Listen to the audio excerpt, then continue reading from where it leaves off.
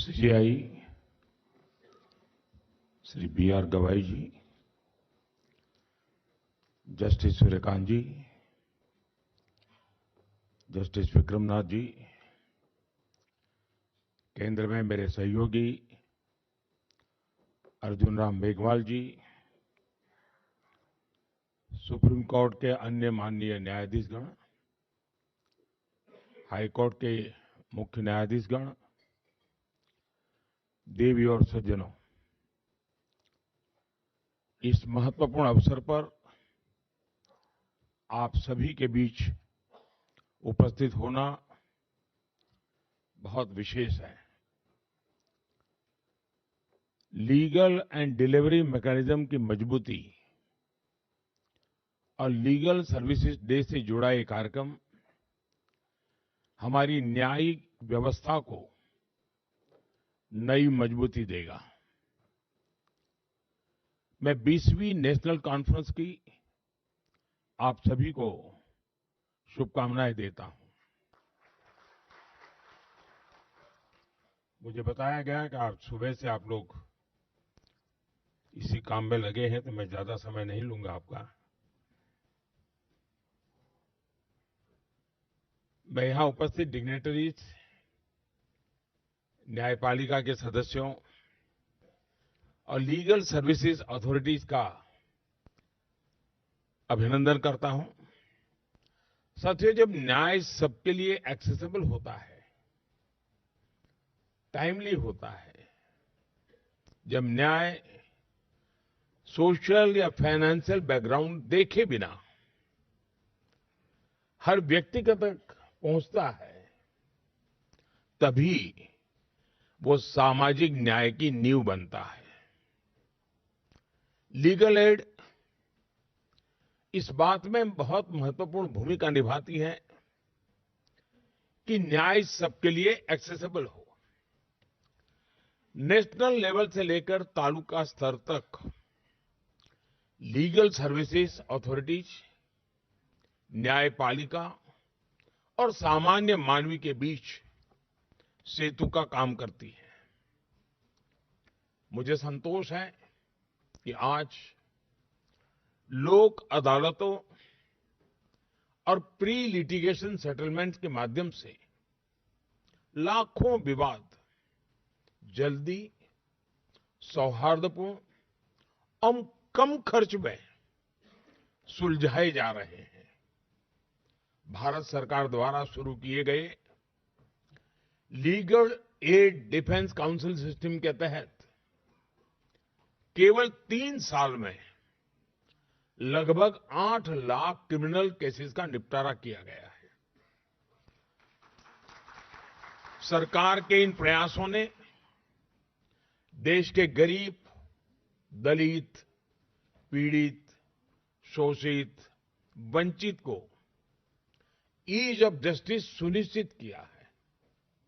साथियों, पिछले 11 वर्षों में हमारा ध्यान लगातार ईज ऑफ डूइंग बिजनेस और ईज ऑफ लिविंग पर मजबूती के साथ हम कुछ न कुछ कदम उठा रहे हैं।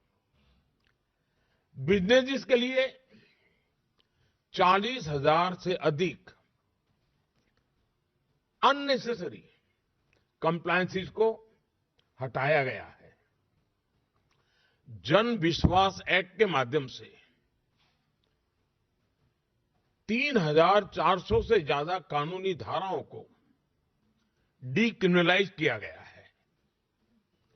1500 से अधिक अप्रासंगिक और पुराने कानून रद्द किए गए हैं।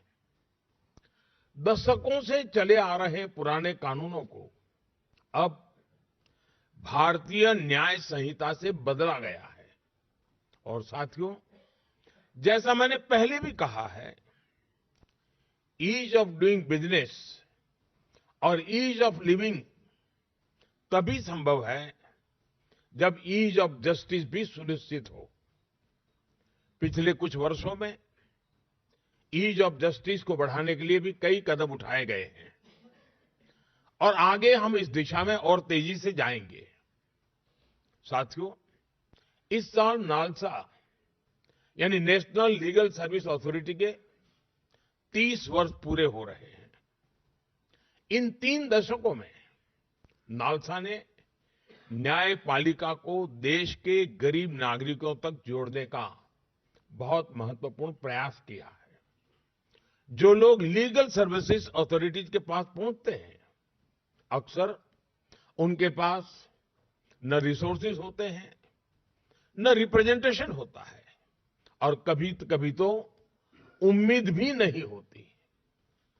उन्हें उम्मीद और सहायता देना ही सर्विस शब्द का सच्चा अर्थ है, और नालसा के नाम में भी ये मौजूद है। इसलिए मुझे पूरा विश्वास है कि इसका हर सदस्य प्रेजेंस और प्रोफेशनलिज्म के साथ अपना काम जारी रखेगा। साथियों, आज हम नालसा का community mediation training module launch कर रहे हैं। इससे हम भारतीय परंपरा की उस प्राचीन विद्या को पुनर्जीवित कर रहे हैं, जिसमें संवाद और सहमति के माध्यम से विवादों का समाधान किया जाता था। ग्राम पंचायतों से लेकर गांव के बुजुर्गों तक मीडिएशन हमेशा से हमारी सभ्यता का हिस्सा रही है। नया मीडिएशन एक्ट इसी परंपरा को आगे बढ़ा रहा है, उसे आधुनिक स्वरूप दे रहा है।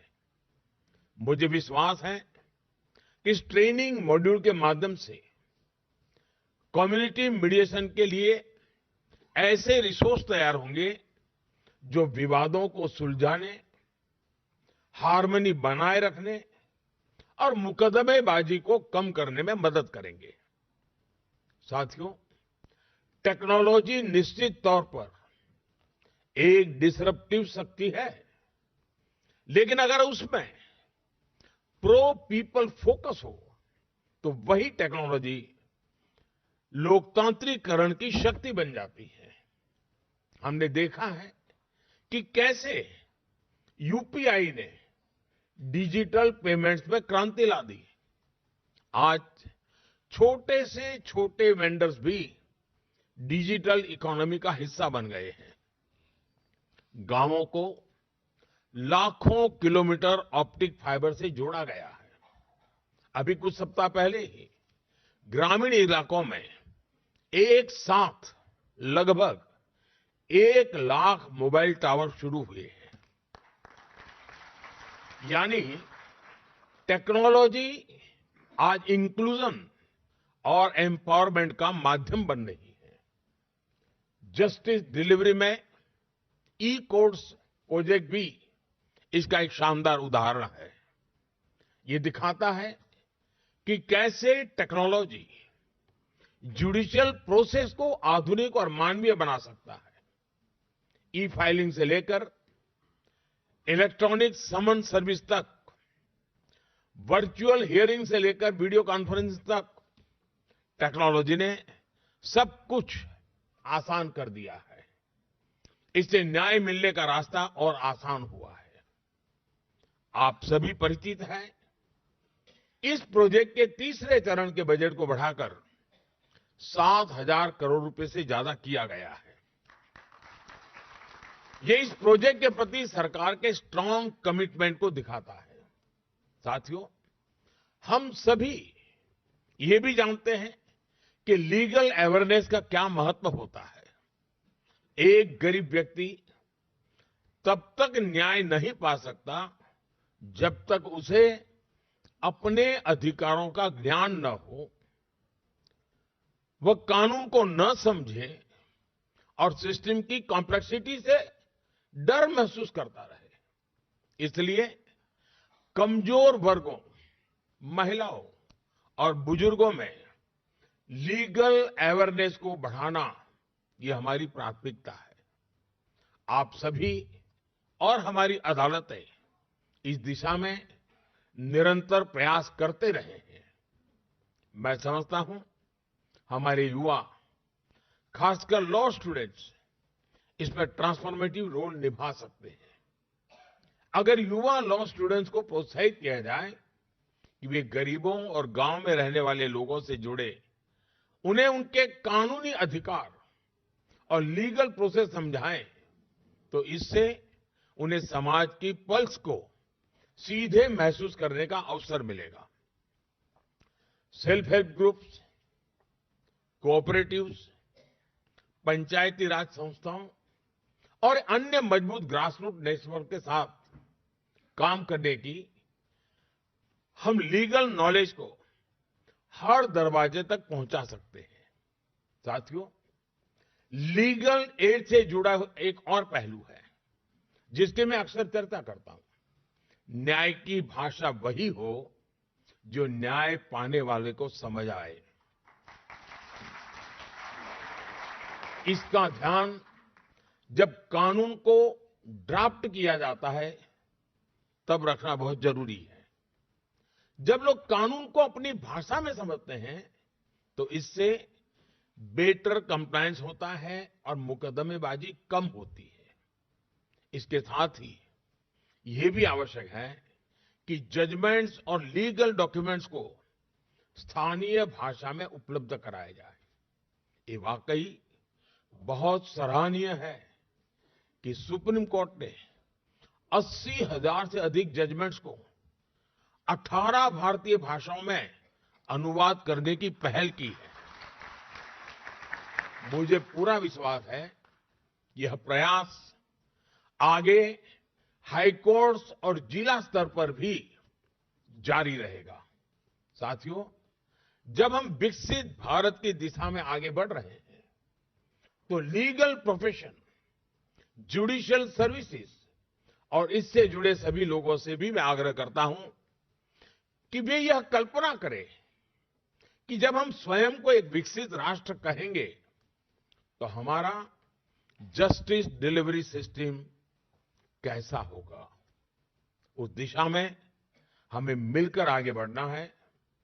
मैं नालसा पूरी लीगल फ्रेटर्निटी और जस्टिस डिलीवरी से जुड़े सभी लोगों को बहुत बहुत बधाई देता हूं।